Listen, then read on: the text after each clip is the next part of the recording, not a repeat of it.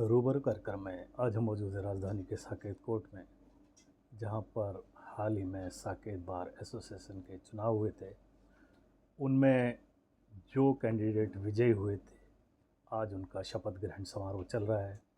हमारे साथ मौजूद हैं साकेत बार एसोसिएशन के वाइस प्रेसिडेंट पद के लिए विजयी उम्मीदवार नरेंद्र शर्मा जी। नरेंद्र जी, सबसे पहले आपको बहुत बहुत बधाइयाँ। धन्यवाद जी। आप भारी मतों से विजयी हुए हैं, मतदाताओं ने आपने विश्वास जताया है। कौन कौन से ऐसे कार्य हैं जिनको आप प्राथमिकता से लेंगे? सबसे पहले तो ये कार्य है पुराना चला आ रहा है, वो है हमारे यहाँ वॉशरूम का इशू।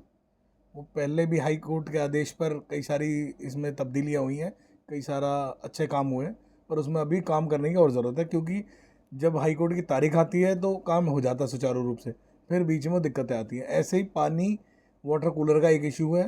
एक इसमें कैंटीन का बहुत बड़ा मुद्दा है कि यहाँ कैंटीन के दाम बहुत ज़्यादा हैं और सर्विसेज और क्वालिटी दोनों चीज़ घटिया हैं। तो उस पर हमने अभी बात की है कैंटीन चलाने वालों से, 8 लोग हैं, उनसे बात की है, तो उनसे दाम घटाने की बात हुई है और साथ के साथ क्वालिटी इम्प्रूवमेंट पे बात की है। और इसके अलावा कौन कौन से मुद्दे हैं? इसके अलावा एक हमारा जो बड़ा मुद्दा है वो, उनमें कई सारे मुद्दे हैं। एक तो हमारे यहाँ फाइलिंग काउंटर को लेके जो हम केस फाइल करते हैं, उसमें बड़ी लोगों को समस्या आ रही है कि उसमें फाइलिंग और लिस्टिंग में 3 दिन लगते हैं।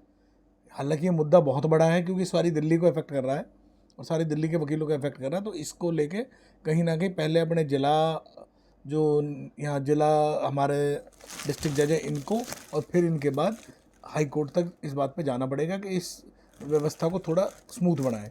दूसरा, हमारे यहाँ एक जो दिल्ली सरकार की स्वास्थ्य बीमा योजना है, उस योजना में सिर्फ दिल्ली के मतदाता जो वकील हैं, जिन वकीलों का दिल्ली में वोटर कार्ड है, सिर्फ वही उसका लाभ उठा सकते हैं, बाकी उससे वंचित हैं। तो इसमें कहीं ना कहीं दिल्ली की मुख्यमंत्री से मिलकर इस मुद्दे पर एक बड़ा अभियान छेड़कर मदद लेंगे, और ताकि सब इस सुविधा का लाभ उठा सकें, ऐसी एक योजना है मेरी। पिछले बार अनियमितताओं की वजह से इलेक्शन कैंसिल हो गया था।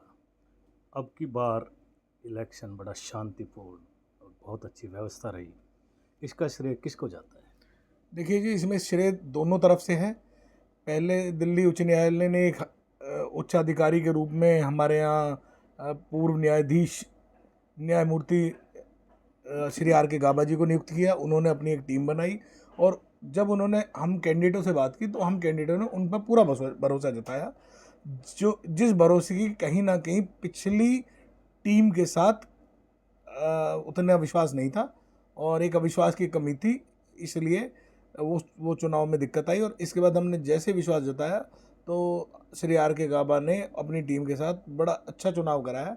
उस चुनाव में कहीं ना कहीं हर प्रकार का सहयोग, हर तरीके से कैंडिडेट का, सारे एडमिनिस्ट्रेशन का, जो हमारे अभी वर्तमान में यहाँ जज साहब लगे उनका भी, साथ में कुछ वकील साहब जो उन्होंने चुने, कैंडिडेट्स का और बाहर के वोटर्स का, सबका एक हो रहा। इसमें पुलिस की विशेष भूमिका रही कि पुलिस ने पूरे सिस्टम को मैनेज किया और बड़ा बढ़िया सुचारू रूप से इलेक्शन हुआ, जिसमें किसी भी प्रकार की कोई धांधली की गुंजाइश नहीं बची थी और हुई भी नहीं। जिन मतदाताओं ने आप में विश्वास जताया, किन शब्दों में उनका शुक्रिया अदा करें? देखिए जी, जिन्होंने मुझे वोट दिया और जिन्होंने मुझे विश्वास जताया, उनका तो मैं सदैव आभारी रहूँगा। और इसके अलावा अब मैं विशेष उन मतदाताओं का नेता नहीं हूँ। अब मैं समस्त जितने भी यहाँ के बाहर के मेंबर हैं, चाहे वो मतदाता हैं या नहीं हैं, या जिन्होंने मुझे वोट दिया या नहीं दिया, उन सब का आभारी हूँ। और उनके लिए मैं एक कॉमन जो काम है, जो उनकी दिक्कत है, उनको दूर करूँगा। बहुत खूब, हमारी शुभकामनाएं आपके साथ है नरेंद्र जी। आप इसी तरह से विजयी होते रहें और अपनी जिम्मेदारियां बखूबी निभाते रहें। कैमरामैन अशोक के साथ वीपी शर्मा, INS न्यूज़। धन्यवाद।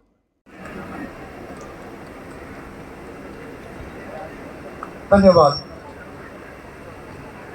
मैं नरेंद्र शर्मा साकेत बार एसोसिएशन के उपाध्यक्ष के रूप में निर्वाचित होने के पश्चात सत्यनिष्ठा से प्रतिज्ञा करता हूं कि मैं अपने पद के कर्तव्यों का निष्ठापूर्वक, निष्पक्षता और समर्पण के साथ निर्वहन करूंगा। मैं बार की गरिमा और प्रतिष्ठा को बनाए रखूंगा और न्याय के उद्देश्य को बढ़ावा दूंगा।